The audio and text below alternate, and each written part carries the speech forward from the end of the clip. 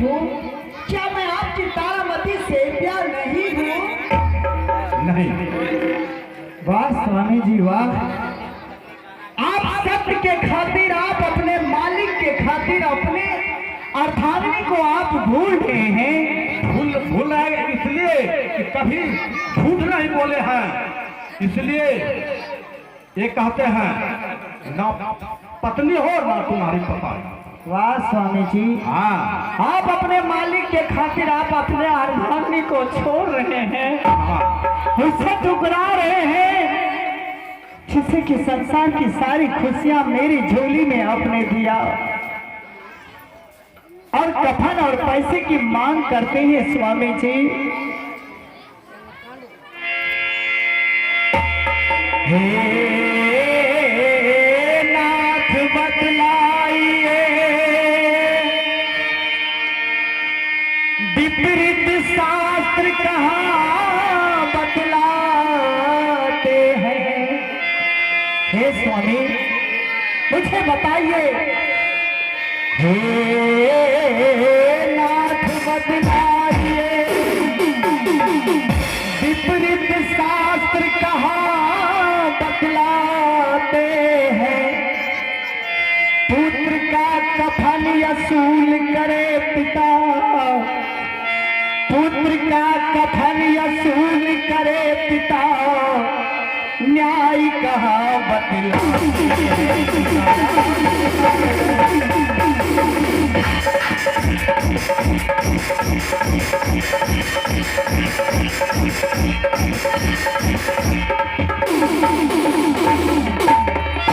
मुझे बतलाइए स्वामी जी कि कौन ऐसा गीता, कौन ऐसा पुराण है, कौन ऐसा शास्त्र है कि जिस शास्त्र में लिखा हुआ है कि एक पति अपने पत्नी से पुत्र का कफन वसूल किया है?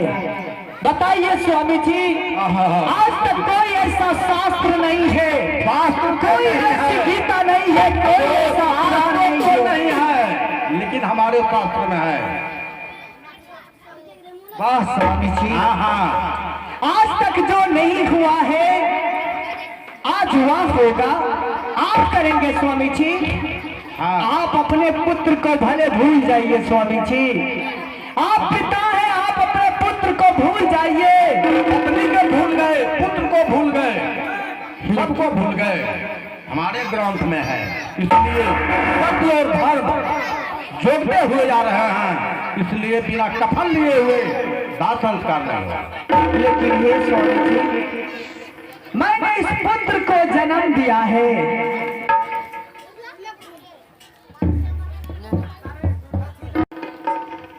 हे स्वामी जी, आप इस बच्चे का पिता हैं, आप अपने पुत्र को भूल जाइए, लेकिन मैंने इसे जन्म दिया है, मैं इस बच्चे की माँ हूँ, मैंने इसे पाला है। हे स्वामी जी, आपको पैसे भी दूंगी, आपको कर भी दूंगी, मैं आपको कफन भी दूंगी, आप मुझे समय दीजिए, मैं अपने मरे हुए पुत्र के कफन के लिए पैसे की मांग करके आती हूँ। पैसा और कफन दोनों मैं मांग कर लाऊंगी, और फिर आप मेरे पुत्र के लाश को संस्कार करेंगे।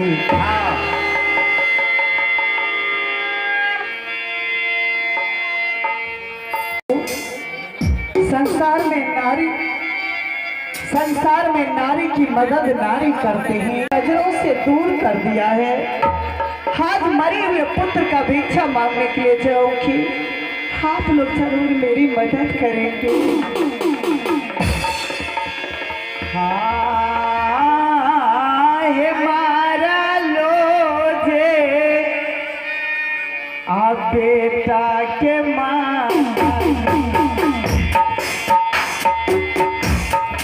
दिहाना है।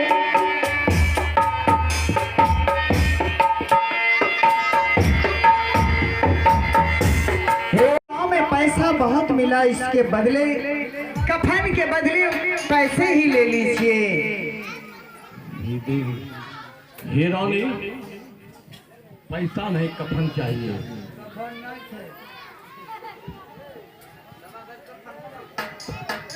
हे स्वामी, हाँ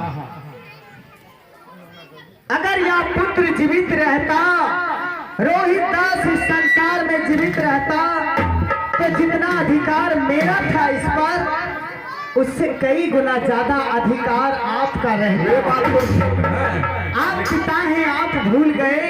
लेकिन अभी मैंने पैसे दिया, अधिकार नहीं। पैसे दिया और कफन मांगते हैं, और मैं बच्चे को जन्म दिया है।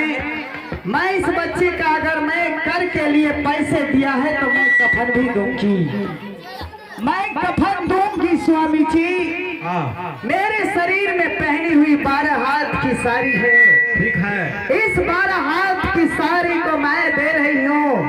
ये मेरी आंचल है, आप इस आंचल को हाथ नाप करके कफन के नाम पर ले लीजिए स्वामी जी। एक माँ अपने पुत्र के कफन के लिए अपनी पहनी हुई साड़ी, अपनी आंचल को फाड़ कर दे रहे हैं स्वामी।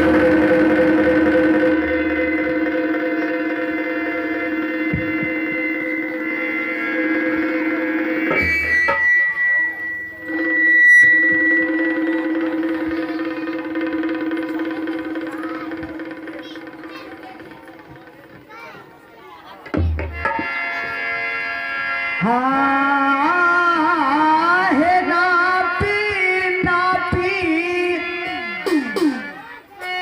हाली है स्वामी जी,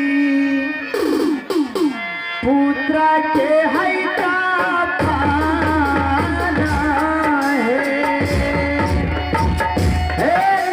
नापी है स्वामी जी, पुत्र के है का खाना है।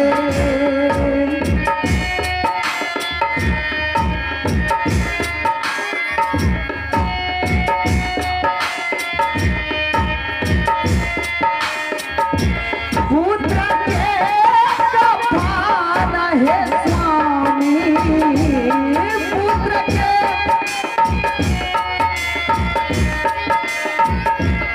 आचल ले हो सुना स्वामी है बोल हरिना।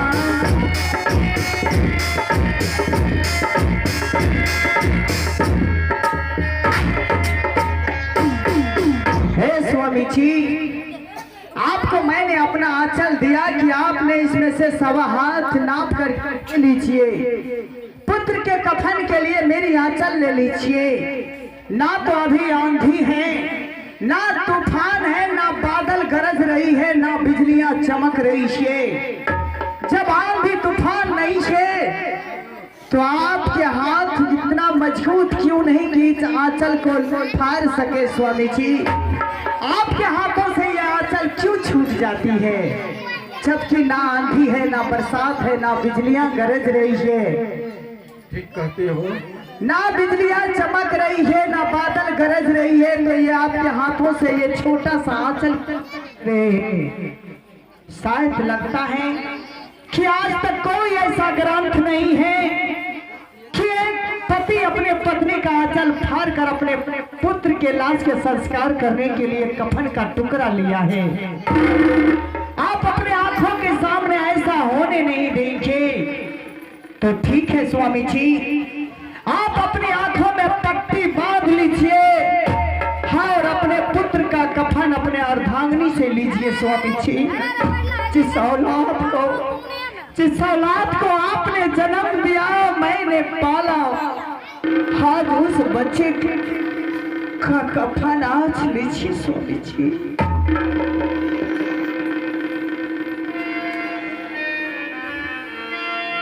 हे भगवान विष्णु, हे माता लक्ष्मी, ये तेरी कैसी लीला है?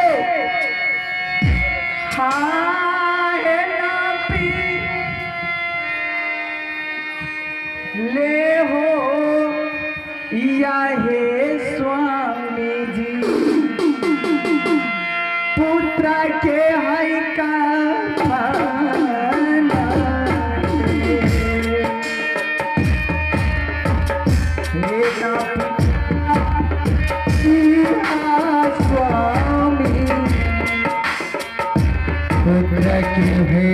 का प्राण है सिया राम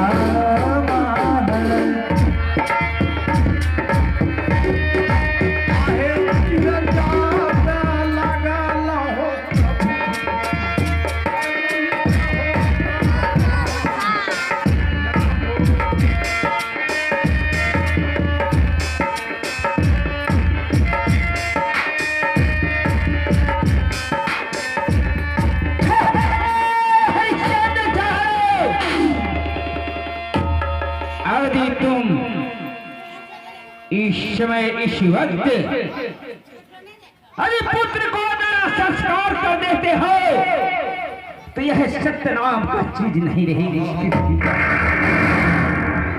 इसलिए मौके पर कौन आकर के हाथ रोक दिए? तुम कौन हो?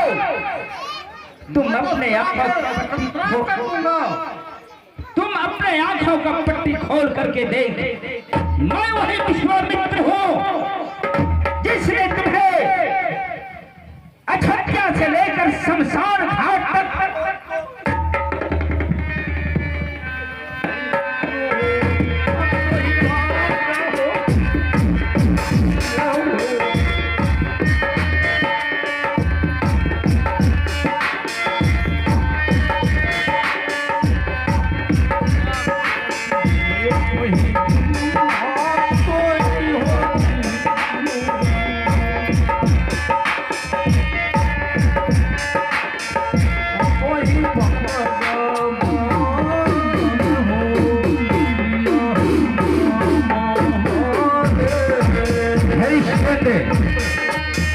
अब रोनी धोनी की बात नहीं है।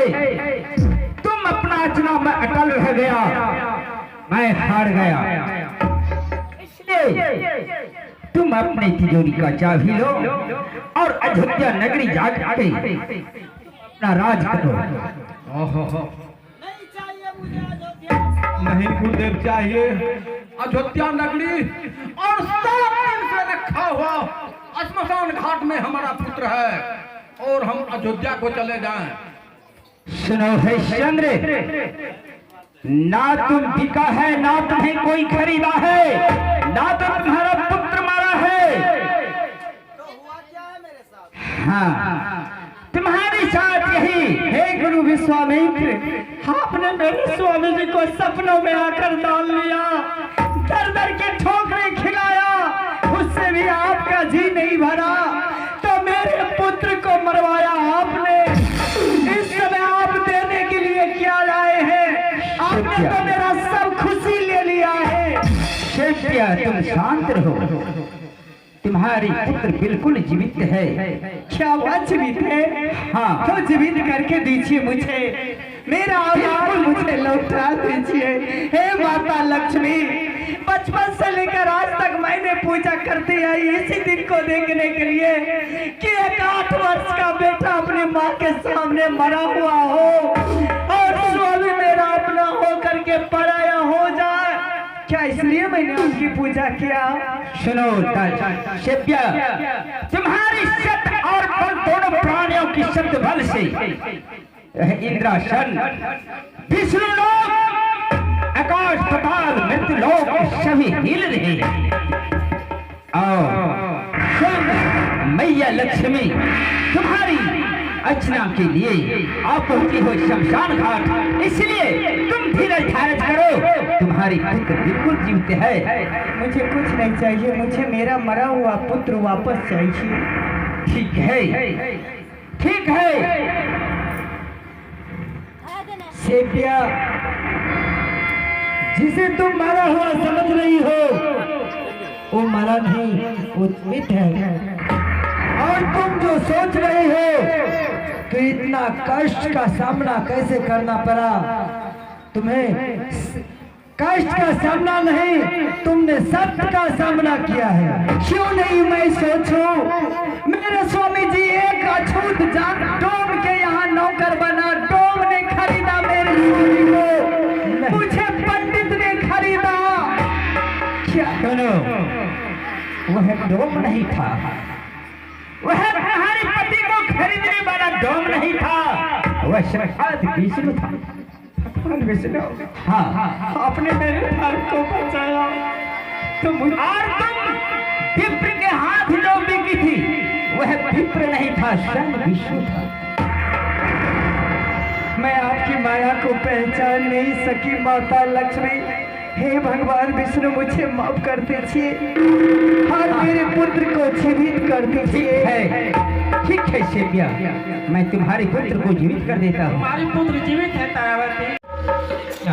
जहाँ भगवान विष्णु की पूजा होगी, जहाँ माता लक्ष्मी की पूजा होगी, उसके बगल में मेरे स्वामी जी की पूजा होनी चाहिए।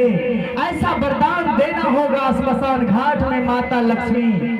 देखो सेव्या, ईश्वर में तुम जो चाहोगी वही होगा। अरे इतना ले कौन पूछे, महाबड़ा से बड़ा शरीर हाथी और महा छोटा से छोटा शरीर चींटी का है। इसके बीच में जितने भी शरीरधारी है इस अयोध्या नगरी का, उसको सभी को मैंने स्वर्ग किया।